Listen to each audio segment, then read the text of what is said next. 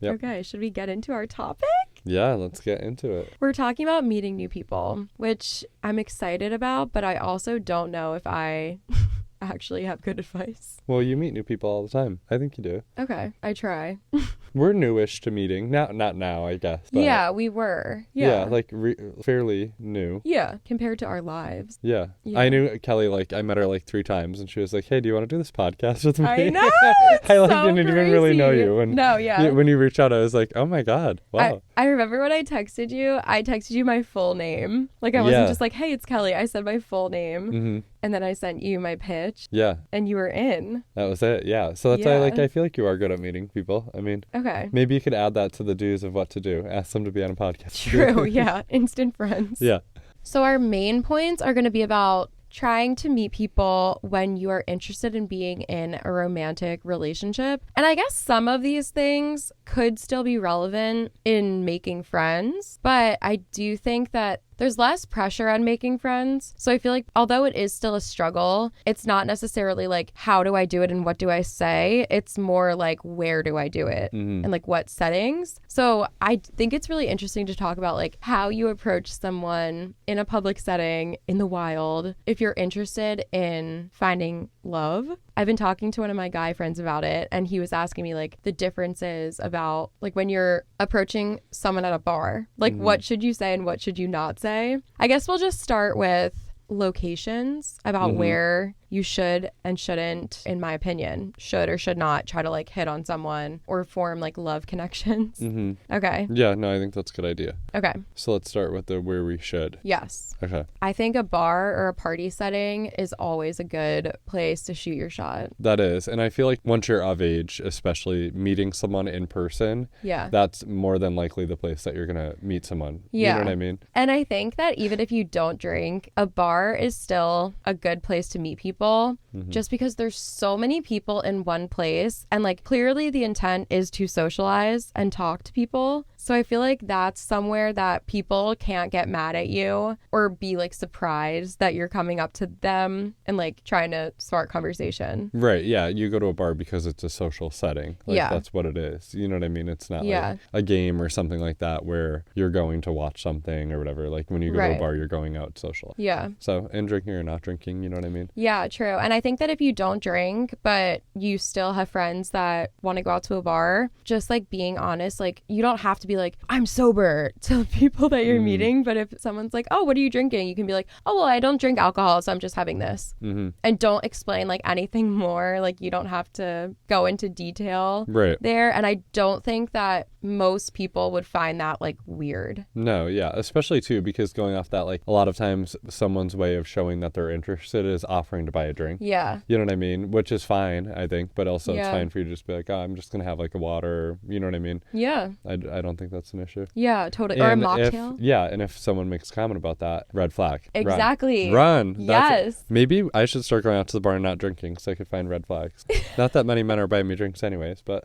That's a good point. Yes. No, I think that's a great way, like especially if you don't drink, that is a great way to like rule people out. And I know it could be frustrating if you're like, oh, well, people just judge me because I don't drink and they think it's weird. Would you rather spend time and money getting to know someone and then you find out they judge you? Or would you rather them judge you right in the moment and then you never think about them again when you walk away? Yeah, I would rather that. Yeah. You know? My second one I had was a wedding. I do think that that's like the same as a party kind of. But I feel like that's, I don't know, maybe it's hit or miss though, because if you're with your family, like, do you really want to be like flirting with someone when like your whole entire family is there? Right. Maybe not. But I do think that's like a good way to form connections with people. Like if you go to a wedding and you're single, ask your friend or whoever's getting married if there's other single people there. Yeah, especially too when it's like a friend that like your family isn't going to be there. Like if it's a friend from college or a friend, you know what I mean, that you met like a little bit later on that like your family isn't at the wedding. Yeah. I think that that's like a great place that you could meet people. You know what I mean? Agreed. And again, a wedding is another like social event, you know, like everyone's there to have a good time and like talk and party and do whatever. So I feel like that would be a good place. And everyone looks good at a wedding. Yes. And everyone's in a good mood. Yeah. And everyone's in like a positive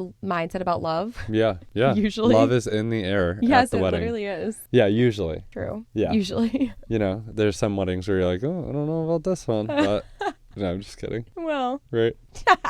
Okay, so the next one, classes, whether it's college or activities in adulthood. Yes, I think this is top tier. I feel like I wish I put myself out there in classes more when I was in college, like just my major classes. Like I was always so nervous to talk to people in those classes. I don't know why, because now I'm like so talkative. I talk to people like all the time, like regardless of where I am. Right. But I wish I put more effort into like making friends. And I feel like making friends, even if you don't see people in your class that you're like automatically interested in, making friend connections could be a way to like meet friends of friends and like just meet more people and talking to people. Actually, this is like irrelevant from the specific like meeting in classes, but I remember one of my sister's friends was talking about like the law of attraction and like manifestation, and she was like, even if you don't believe it in like a spiritual way, believe it in a literal way, because if you walk around and you're like, I don't want a boyfriend, I am a single queen, like I love being single, like I do everything I want alone. When your friend meets a guy who's like an eligible bachelor, they're probably not going to think of you if you walk around saying these things about how you love being single. But if you're honest about what you want and you walk around being like, I'm fine being single, but I would love to meet someone, or I'm ready to meet someone, I want to meet someone, then your friend is more likely going to think of you when they meet this wonderful eligible bachelor. Yeah. So you can kind of do the same thing in classes and friend groups on a friendship level. Yeah. No, I know. And I think like the main thing too with the classes is that you're finding someone that you have either a shared common interest with. Yes. Like whether like for school, for example, like when I was in college, I had a core group of friends that were in my speech classes and we're still friends. Like we talk all the time, and without them, I genuinely don't think that I would have graduated college. Aww. Like, you know what I mean? Yeah. Because we were just like in the sticks together, like, and we kept each other accountable and would share like study guides and like do everything that we could to help each other. And like, it was a really good support. Yeah. But so like we had that in common. And then like it would obviously go outside of class sometimes, like we would go out together and stuff like that. But then other classes, like into adulthood, say you want to do like a yoga class or pottery, for example. Kelee just started like taking pottery classes. That's so cool. And she's loving it. Yeah. And I had a friend that lived in Colorado and did yoga classes. It was actually like infused like weed yoga. The studio was built for that, where like everyone would like get a little bit high and then do yoga together. My gosh, wow. And like she went every week, and like that was one of her like favorite things ever. And she still is friends with all the people. Like she relocated or whatever. But that's, I just feel like when you are in a class, you already have the common thing where you could be like, oh, like when did you start doing yoga? And you know what I mean? Yeah. Or if it's pottery, like, oh, is this your first time? Like, what are you looking to make? So I feel like that's a good way to kind of kick off the conversation right from the beginning. Totally. Kind of on the same line as that, I was thinking like events in your city, which I feel like if you're in kind of like a negative mindset, or you're not thinking like totally creatively, it can be really easy to be like, oh, well, there's nothing that goes on in my town. I used to think that way when I was in like high school and even early college. I'd be like, oh, where we live is so boring. There's actually so much that goes on in like cities and even like suburban neighborhoods. Maybe if you live like really out in the middle of nowhere, this might not be like a helpful tip for you. But if you live in or near a city, there are so many events. Like you can look at the events calendar on your township or your city's website, and so much actually does happen. You could also follow accounts that post about events in your area. There's many in Philly that I feel like do that, that post about these events that I would have never found if this Instagram account didn't post about it, but it makes it so easy. And also looking on Eventbrite. There's so many random things on Eventbrite, even just like trivia at a bar, or like, I don't know, my mom started doing like these line dancing classes at a bar. That's fun. Yeah. And I think it's a person that like, they also do trivia sometimes. So like sometimes it's trivia, sometimes the host does line dancing, sometimes they do like music bingo. But my mom started going to these things and she really likes it. So it's like a good way to meet people.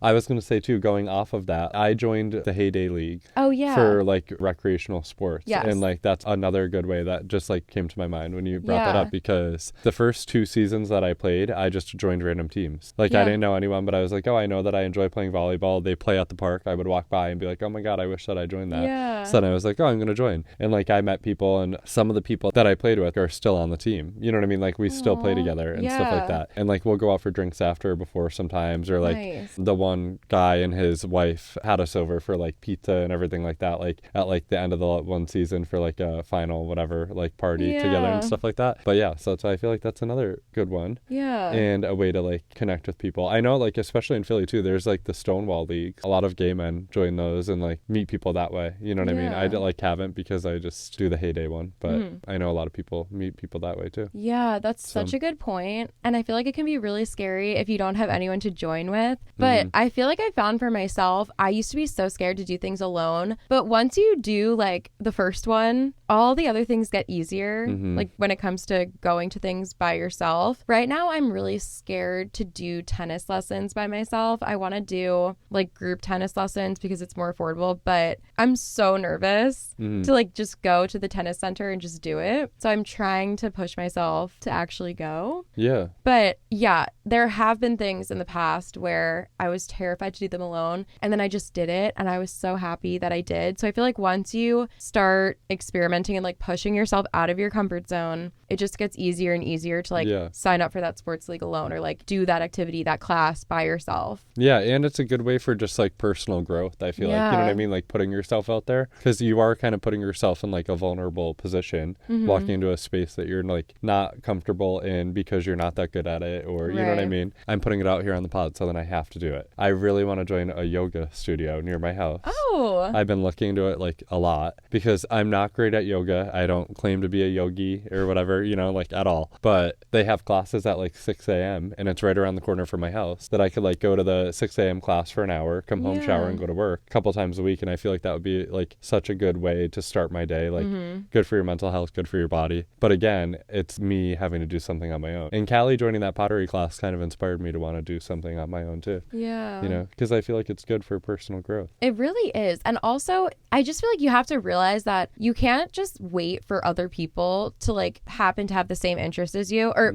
I guess people that you know. Like I can't just like sit around and just hope that one of my friends will want to take a tennis lesson with me, and also their schedule aligns with mine, and also we have the same budget to go to the same class. Like so much stuff has to align before you and a friend could do something together. And when you are like expanding your palette of like things you like doing and activities, it's just going to be less and less likely that someone in your inner circle is going to be available to go to all these things. So are you just going to never try it because your friend can't go with you? Right. That's a really bad mindset, in my opinion, or it can be really bad. Yeah, and it gets harder. Like as we get older, people have more responsibilities, and like, for example, your work schedule is so much different than my work schedule. You know what I mean? You often work weekends. I never work weekends. Like that's just not on the table for me. I'm a public school employee, you know what I mean? So can't rely on other people to do that. And also, again, I just think that it goes back to like you should do some things for yourself on your own. And I think that it's great to have common interests with your friends, roommate, whoever it is, boyfriend, girlfriend, but also it's really good to have things on your own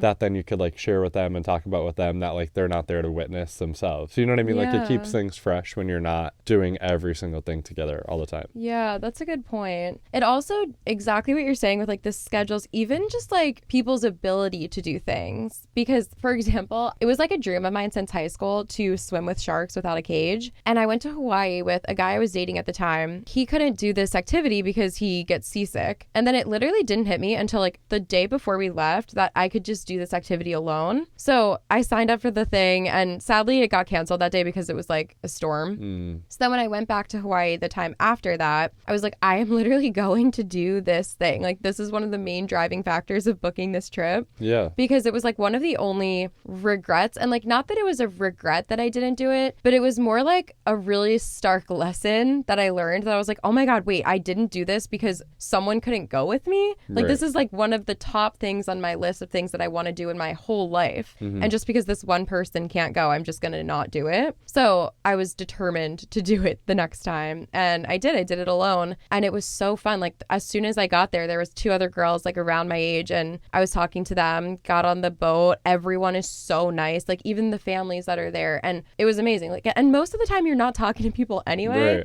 I use that example when I'm like talking about going snowboarding, and people, I feel like sometimes are surprised that I go alone, but it's like you're not really talking to people anyway. Like you're just kind of headphones in, like doing your own thing anyway. Right. So it's fine to do things alone. Yeah, I mean, and that's like a really big example of like putting yourself out there and doing it, like the shark thing, because I'm sure you were at least a little bit nervous to do it. Like, that's not like an activity that it's like you're going to yoga where like literally like it's the most zen place on earth. Like, well, it was extremely zen. Was it? Okay, in a different way though. Yeah. But I mean, still, like you could get bit by a damn shark.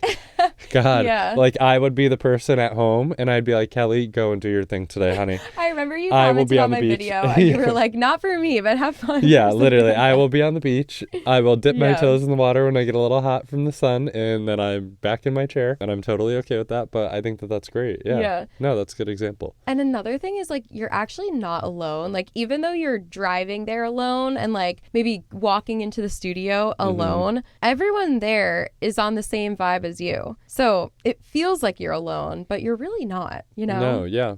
And I think that's why I keep going back to the yoga thing, but like a lot of the studios that have classes, any types of classes, try to build it like a community. You know what I mean? Because they do build communities like in these places, and that's what makes them successful. That was such a good tangent. Yeah, let's join a class. Yeah, tennis. I'm doing it. Tennis, yeah. I think you should do. Have you ever played tennis before? Yeah, my friends and I played for like a year, maybe a little bit more than that, just like whenever we could, and it was so fun. But I think I'm to the point where I can't get any better without someone who's a professional like teaching me literally how to swing the racket. So that's why I think I need to take a lesson, like, because it's not something you just know on your own. You know, you have to learn the technique in order to progress. So that's where I'm at with that. Okay. Yeah. No, I think that's great. That's really fun. Oh, I can't wait to hear it. I need to actually do it. Yeah. I thought you were going to say pickleball, because I feel like pickleball is like the big thing right now. I've played that too. It's very fun. I've only played a handful of times though. Yeah. Okay, cool. I also said sporting events like games, watch parties, parades, and tailgates. I feel like this is such a good way to connect with people because you have so much in common. You're probably having fun. It's a friend group event typically. Like typically you're not going to tailgates alone. That is one thing I would never do. Yeah, no, I don't think I would tailgate alone. No, I wouldn't be doing that.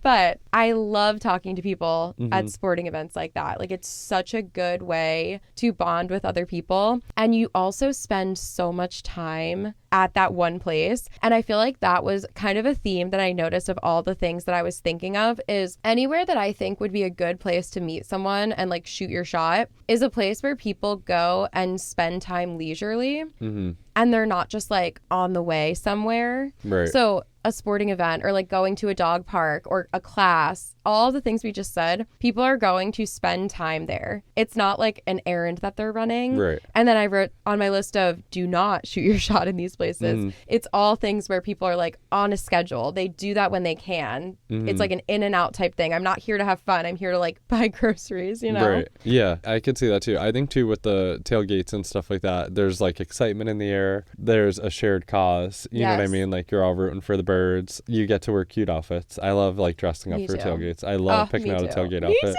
Oh, God, so Eagles, fun. Do it for us this year, please. Because I feel like I didn't tailgate that much this past season. Yeah. But the schedule was weird. The schedule's weird, yeah. Yeah, it's hard for me on Sundays, too, because, like, the tailgates, I mean, I know I could go and not drink. I should do that more. But, like, I've worked the next day, so I can't really drink. You know what I mean? The 8 o'clock games, like... Impossible. Yeah. Because I need to go to bed. Yeah, you know? Even when I don't go out, it's, like, 11:30. I'm like, I am so fucking tired. Yeah, me too. Yeah. I'm, like, watching in bed, like, why am I putting myself through this? And then usually it ends in disappointment this season.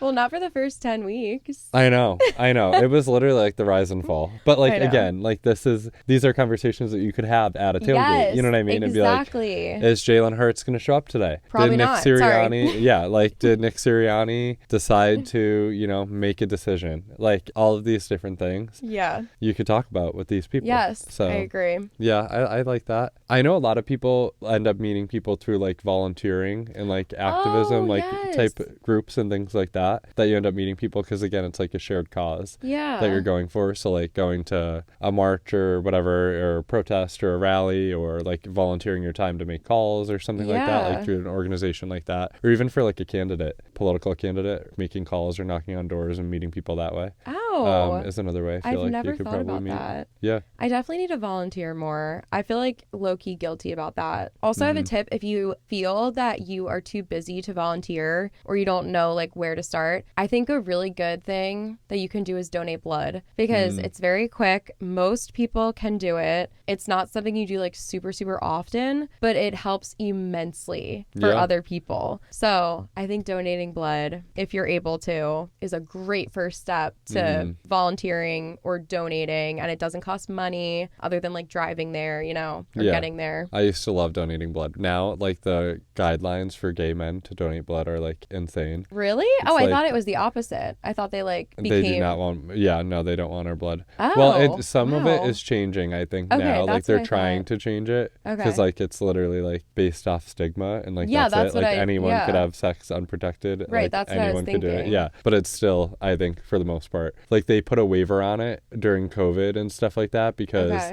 like, there was such a shortage. Oh, okay. But I think that it's back in. Because I would love to do that. Another thing, too, this one kind of, like, hits home a little bit because there's someone that I went to high school with who just had a baby. And the baby was born with no immune system. What? Yeah. And it's like really like a rare thing. But they are quarantined with their baby, like the mom and dad and the baby. They can't go out of the house at all because like a common cold could kill the baby, basically. Wow. And the only thing that could basically save the baby is if he gets a bone marrow transfusion through Be the Match registry. And you literally just like swab your mouth. And the recovery for giving bone marrow like isn't amazing. I think it's like 2 weeks of like, you know, you're pretty sore and like beat up and stuff like that. But it's like overall, like you could save someone's life doing it. You know what I mean? Like there probably is like a good enough sacrifice. And they pay for everything. Like you don't have to worry about like the medical bill part of it or anything like that. But they just send you a kit and you like swab your mouth with it and send it back. And then you're in a national registry. Wow. So that if there is someone that needs it and you're a match for them, you could help them. That is crazy. Yeah. Just a swab of the mouth. Like they know all of that. Wow. And I registered while I was at Westchester. They did like an event on campus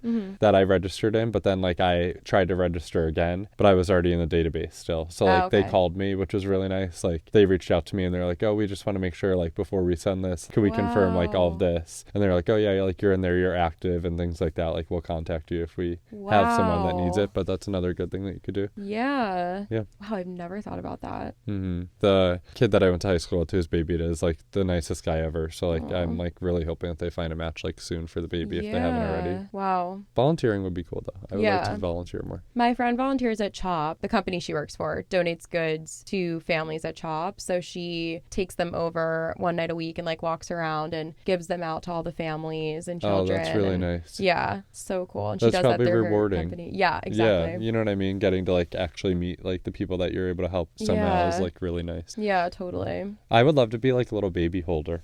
You know how should. I like think they have like a lot of older people that do that, like the baby holders at the hospital. One of my professors at Westchester who I have on Facebook, him and his wife are that now, and like he loves it, and he was like the most amazing guy ever, like best professor I ever had. But I'm like, wow, that would be such a cool way to like volunteer and just like hold babies all day. Wow. Oh, I really would. That's so cute. You should. I support it. Yeah, that's the passion. Reality TV and babies. Should we go into the nose? Oh, God, yeah. Okay, how do you feel about shooting your shot at the gym? I'm not at my best at the gym. I don't want to meet anyone there. When I'm there, like, I'm there because I'm trying to look better. If I felt good about myself, I probably just would never step into a gym in the first place. So I don't want to meet anyone there because that's not me at my best, you know, when I'm dying on the treadmill. Yeah. I am anti meeting people at the gym. I know some people are into it because it's more of like a hobby and it's like a social thing for them. So maybe if like you're one of the people that does like, I don't know, what do they like push those tires or like metal things and they all kind of like talk for a few minutes in between. Right. I haven't gone to the gym in so long, but when I was on my gym game, I'm like in cardio, headphones in, not even like turning my head at people, and I don't want to talk. No, I'm the same way. But yeah, but I guess it would be different if it were like CrossFit or F45 or whatever it's called, or like something, those types of classes, because that's more of a community type thing, I feel. So that's different. Yeah. Yeah. Okay, the other ones that I wrote down were like in a store, like running errands, a grocery store. I do not want to talk to you when I'm in a grocery store. And then same thing with like walking down the street. I feel like I remember this one time in college, somebody like stopped me while I was walking and I was like, I have to go to class. Like, I don't know what they were stopping me for, but I'm like, I can't talk to you right now. I'm sorry. Like, I have 2 minutes to get there. Right. And that is more important to me than like the conversation with this random guy. Right. Same with like the library when I was in college, because I'm like there to do a task. Like, I'm not there to like just enjoy my time. Right. And I think all the things that I had on my no list were things that you're like in the middle of something and it's like I'm on a schedule and I just have to do this thing. It's not like an enjoyable time. Right. And I don't feel like talking to people. No, yeah, I agree. I also think like it's weird being like approached in some like situations. Yeah. Like being approached at the gym, I would probably think like, oh, they're probably going to try to like correct me on something that I'm doing wrong. Or like being approached on the street, like I'm like, oh, okay, like no, I don't know who you are. You know what I mean? Like don't come up to me on the street. Like that would maybe freak me out a little bit. Yeah. My big one too, I think, would be work. Like I know people meet people at work that they're like really good friends with. I have friends that like have coworkers that are like in their wedding, and like I know that this is like a common thing.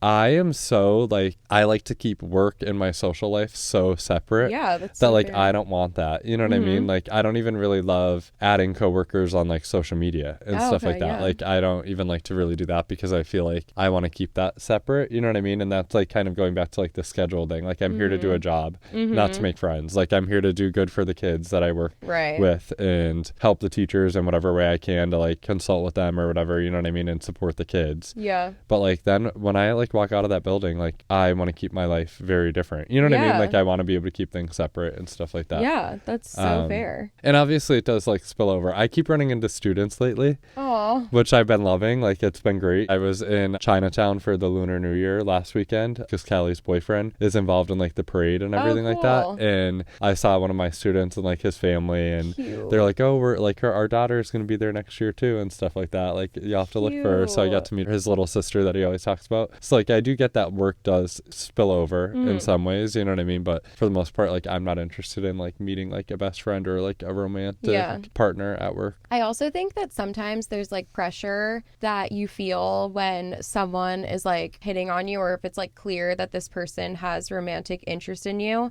it can make the person feel anxious. Like, I don't know, there have been times where I was at the library in college and someone would like talk to me and like I would literally get anxious over it because I'm like, what are they going to say? Like, what is their intentions? Like, I don't know what's happening. And I just feel like work should be like a safe place. Like, I don't want to have to worry about that. And I don't have like a specific workplace for my job, but like in a school, I'm like, I would love if I worked at a school to like go in there and be like, all day I don't have to deal with this. Like the only thing I focus on is my job, and if something is making me anxious, it better be about my job and not like someone trying to like talk to me on a personal level and like involve my outside life. Like I want to focus on this thing. That's how I am too. And that's how I feel like, especially in the schools, it could get like so toxic and like cliquey and like everything like that. Like I think any workplace it definitely can, but definitely like in the schools it could be. And I try to like not even get involved in like any of that. Like again, like I say it all the time, I'm like, I'm here to do my job and that's it. And then you're also like kind of risking things for yourself at work if you make a relationship connection with someone at work and things like that. I feel like, I mean, that's like your job, you know what I mean? That's your employment. So that could get risky as well. I know that there are like a lot of success stories, you know what I mean? I have a good friend who is dating another teacher at his school now and they're like doing great. I just don't do that for me. Yes, I agree. My last thought about being approached in any of these situations is, I think kind of a sad truth is that regardless of the situation, it can be based on attraction. And like if you're approaching someone, if they are attracted to you, they're probably going to be into it. And if they are not attracted to you, they're probably going to think you're weird and creepy, whether you're a man or a woman, it doesn't matter. So I think that a way that you could combat it is focusing on getting to know someone for their personality, and then you can shoot your shot after. So, for example, I've been in situations where my friend group kind of bonds with another friend group. And then in certain situations, like maybe a guy from that friend group is like drawn to someone in my friend group or something like that. And then they shoot their shot after. But I think that with attraction, maybe at like first glance, you might not find someone attractive. And I think that this is really true with women who are interested in men. I saw the statistic that like a crazy amount of women were not attracted to their partner the first time they saw them. But I think attraction grows with getting to know someone's personality and like falling in love with their personality. There have been many people in my life where I don't think they're attractive. And then when I meet them and get to know their personality, I'm like, I now see you as like very attractive. Like it's like weird. Like their face like changes. Your attraction to them actually physically changes when you get to know their personality. So I feel like that is why bonding with people on a friendship level, not approaching someone and being like, you're so gorgeous, can I get to know you? I'd be like,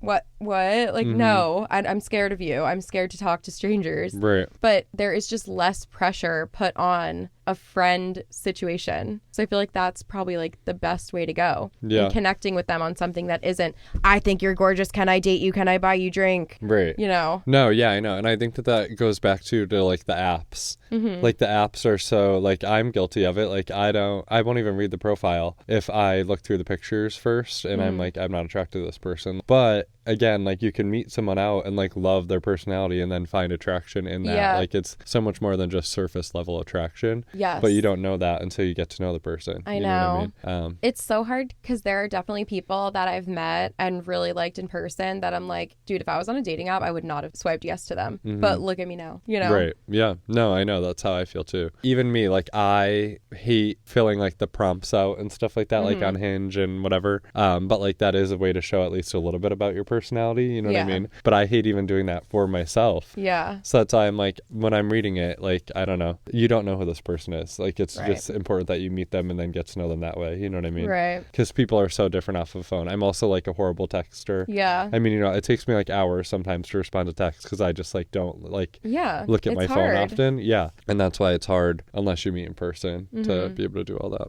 Totally.